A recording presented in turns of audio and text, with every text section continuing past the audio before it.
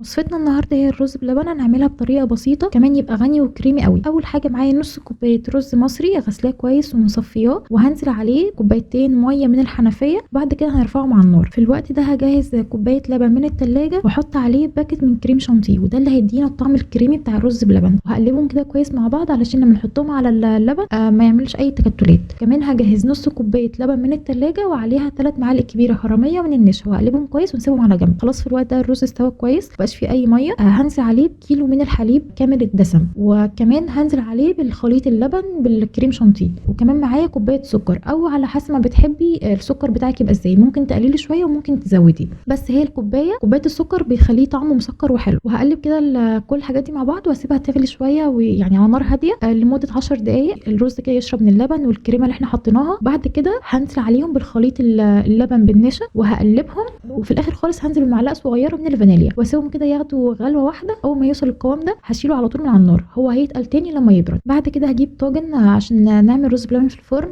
هجيب طاجن واحط فيه رز بلبن، وبعد كده في اي بوله او في اي كاس زي ما بتحبي تقدميه هنعمل كل الكميه. بعدين تقدميه زي ما بتحبي، عايز تقدميه مكسرات بس، عايز تحطي كمان عليه جوز الهند، مكسرات سوداني. شايفين زي شكله حلو؟ كمان الطاجن اللي احنا حطيناه في الفرن بيبقى طعمه حلو قوي مختلف. تقدري تحطي عليه بسبوسه زي ما انا عملت كده، طعمه حلو قوي وكريمي، وكمان غني جدا من غير بقى قشطه ولا كريمه. شايفين ازاي طري وغني جدا بالقشطه علشان اللبن كامل الدسم وعلشان الكريم شانتيه اللي احنا حطيناه. ما تنسوش بقى تجربوها وتقولي رايكم.